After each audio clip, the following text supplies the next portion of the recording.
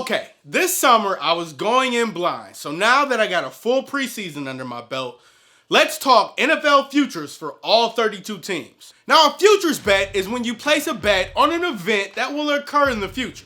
That's it. Pretty simple, right? We start in Houston. What a roller coaster offseason for the Texans, a team who look to be one of the powerhouses in the AFC for the foreseeable future. They've now turned into a franchise with one foot in the grave. And the mass exodus of key players like J.J. Watt and organizational figures have led people to believe this team's new cultural reset won't lead to much success. David Culley announced Tyrod Taylor as the starter, and we don't expect much from him.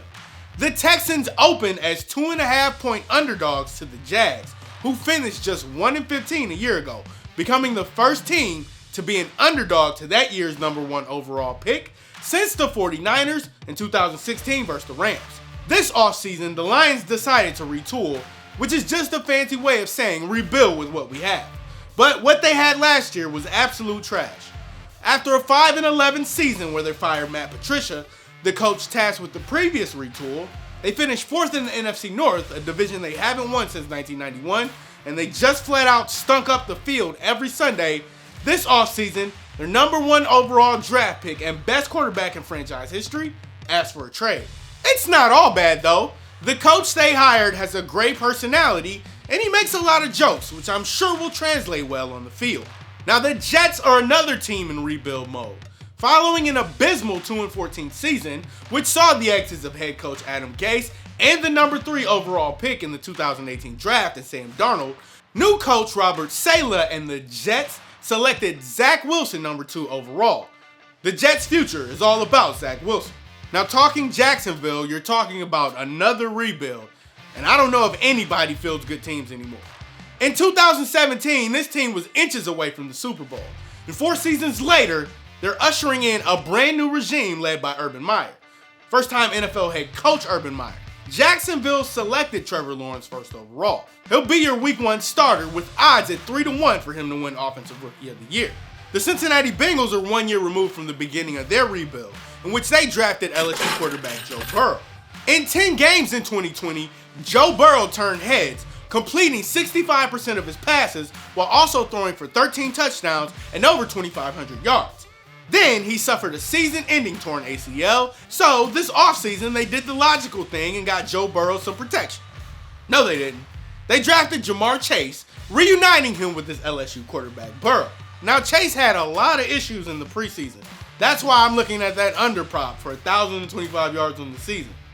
For the New York Giants, the only question on anybody's mind, in his 3rd year, can Daniel Jones make the leap? So this offseason, the Giants look to give Daniel Jones some much needed help.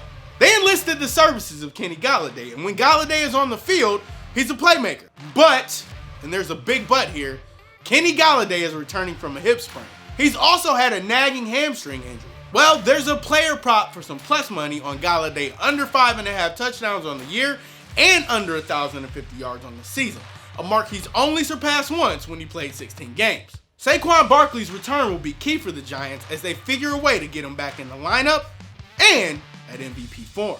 A once great philosopher said, no takebacks, which is hilarious as the rumor that John Gruden tried to trade back for Khalil Mack 3 years after sending him to Chicago. Now there's nothing to report on Las Vegas here. They live in a division with Patrick Mahomes and Justin Herbert and a top 10 defense in Denver. And at this point, Derek Carr is who Derek Carr will be. And it's not good enough to compete within this division. Last season, the Panthers finished 24th in the NFL in total offense and 18th in passing offense. Now to rectify this, they took a chance on Sam Darnold, who'll be out to prove that Adam Gase was the problem, which won't be hard to do. He'll be joining Christian McCaffrey, who spent a good majority on the sidelines in 2020. He'll look to get back to form, and if he can, he's going to do numbers. Now, the Panthers won't win enough to put him in the running for anything other than Offensive Player of the Year. But if Darnold doesn't see ghosts again, could be great for Carolina. Just like everybody else around the world, we want Fields. With poise and some great preseason throws under his belt, Matt Nagy is once again proving that head coaches in the NFL have no clue what they're doing. The Bears have weapons for Fields to use in Allen Robinson, Darnell Mooney, and even tight end Cole Kmet. But we won't really know who this team will be until Fields is the starting quarterback. Now, I'm not sold on Pittsburgh as the Steelers ran into some actual competition after an 11-0 start last season. Two of the big questions: can they protect Ben Roethlisberger, and will they return to Steelers football with a solid defense and a solid running game? 8.5 wins seems exactly like the team these Pittsburgh Steelers are. The Broncos will be carried by their defensive unit, as they officially named Teddy Bridgewater the starter. Now, Teddy Bridgewater has weapons, and Teddy Bridgewater won't turn the ball over. And that's all the Broncos will need with that defense. A healthy Bradley Chubb and Von Miller with a young and energetic secondary will keep the Broncos alive in what could be considered the toughest division in football. Ryan Fitzpatrick 200-1 for MVP? No sir, not for me. Now, you guys know the cycle. Ryan Fitzpatrick looks capable and fools everybody. Then we lose all the Ryan Fitzmagic. This team will be carried by the defense. Chase Young, the reigning Defensive Rookie of the Year, has a year under his belt and will anchor a defense that ranked 4th in points and 2nd in yards. If Fitzmagic can be some type of consistent and protect the ball, look for Washington to win the NFC East. Famous Jameis Winston has won the starting job, and now the Saints will be able to pass the ball downfield for the first time in a very long time. And then we'll see if Jameis struggles early, but with a great defense in New Orleans, look for the Saints to fight for a wildcard spot. The Minnesota Vikings are a middle-of-the-road team, as they play 5 teams projected to win 10 or more games this season. Adversely, they also play 5 teams projected to win less than 7.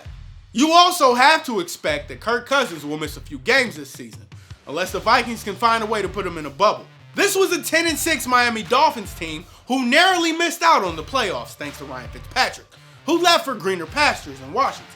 So that begs the question: do you believe in Tua? The Dolphins do, so much so that they went out and put some speedsters at receiver for him. Now, top 10 pass defense last year will feature Byron Jones and Xavier Howard, so look for them to remain consistent. This Colts defense almost carried Phillip Rivers to a playoff victory last season, so they went out and got themselves a quarterback in Carson Wentz, who looked like he needed a change of scenery. Now, that change of scenery saw him get injured in the preseason, get surgery, and return. So what Colts team will we see on a consistent basis? We won't know until the season begins. I smell a hot seat in Arizona this season. Now, the Cardinals made sure to get Kyler Murray a ton of weapons. Not only will he be lining up with DeAndre Hopkins for another year, AJ Green will line up along with Rondale Moore to try and give Kyler all the offense he can get. Can't forget the addition of James Conner as well. Now, the defense can be a top-tier unit if the pass rush can get some help from new addition J.J. Watt and the return of Chandler Jones. Boy, was I wrong about the quarterback situation in New England. Doesn't matter though, the era of Mac Jones has begun, and with a great defense to boot. The return of Dante Hightower along with the signing of Matthew Judon up front means Bill Belichick is looking for a strong defensive effort to help as Mac comes along while the Patriots attempt to compete for a wild card spot and maybe even the top spot with Buffalo. Justin Herbert is back for his 2nd season, and everybody is expecting big things. After moving on from Anthony Lynn, the Chargers brought in Brandon Staley, who turned the Rams into the best defense in the NFL. He'll now look to replicate that success with the other LA team. And one thing I can say, that a true fan of his team knows when they're trash, and Matthew Freeman was all about the Cowboys under, so I'm listening to him. That defense is bad. When talking about the NFC West this season, everyone seems to forget it was the Seahawks who won this division last year. Russell Wilson is 20-1 at BetMGM right now for MVP, as he should be, due to his ability to mask those deficiencies on the Seahawks O-line. So I ask you, can a team that barely improved stay atop a division in which teams around them got better? Derrick Henry became the 8th 2,000-yard rusher in NFL history while leading the league in rushing yards and rushing touchdowns for a 2nd straight season, and he still didn't win MVP. Expect a similar or better output with the addition of Julio Jones on the outside, making this offense even more dangerous. Cleveland was a few plays away last season, and that's due in large part to Baker having it figured out. And he did it without Odell Beckham, who looks to return from injury. If Kevin Stefanski can keep helping Baker figure it out, the Browns can roll to another AFC Championship game and possibly a Super Bowl. Nick Bosa is back, and the 49ers front 7 is going to have to do some great things, as the secondary, ranked 20th in the NFL by Pro Football Focus, is coming off of a bit of a retooling after losing Richard Sherman. On the offensive side of the ball, Jimmy G is on his way out the door, and it's almost time for the Trey area to take over. There's been one team that's been atop the NFC North for as long as I can remember, and they'll have another cakewalk to a division title, with Aaron Rodgers showcasing his talents for his next team, as this will undoubtedly be his last season in Green Bay, and I can only say good riddance. The Baltimore Ravens will have to overcome the loss of J.K. Dobbins to a knee injury in the preseason, and this offense is predictable and one-dimensional as hell. They ranked dead last in the NFL last season in the past. So once again, we'll see if it ain't broke, don't fix it will work again with this Greg Roman offense. Last season, the Rams fielded the #1 defense in the NFL, and with most of their quarterback, they look to field another great defensive team. It's easy when you're anchored by a potential Defensive Player of the Year candidate in Aaron Donald. And look, on the offensive side of the ball, I'm a man of my word, and I'm betting the Rams. This is the year Matthew Stafford wins his first playoff game on his way to an NFC Championship game at least. Now, all anybody can talk about is Josh Allen, and for good reason. After making the leap, Josh Allen is an MVP favorite, and what's not to love about him for MVP? The addition of Emmanuel Sanders to a receiver core with Stephon Diggs and Cole Beasley, maybe, should prove well for Allen and the Bills. Buffalo has become the class of the AFC East, and look for them to compete in the AFC Championship game. The champs said run it back, and they really mean it, as they return all 22 starters on both offense and defense. In the Super Bowl, Todd Bowles did the unthinkable as he schemed up a game plan that held the Patrick Mahomes-led Chiefs to 9 points. What a feat. Now, after getting spanked in the Super Bowl, Patrick Mahomes and the Chiefs are back with pretty much the same offense, except for a revamped O-line, the position that failed them in the Super Bowl. Should we expect the same old magic from Kansas City, or has the NFL finally figured these guys out?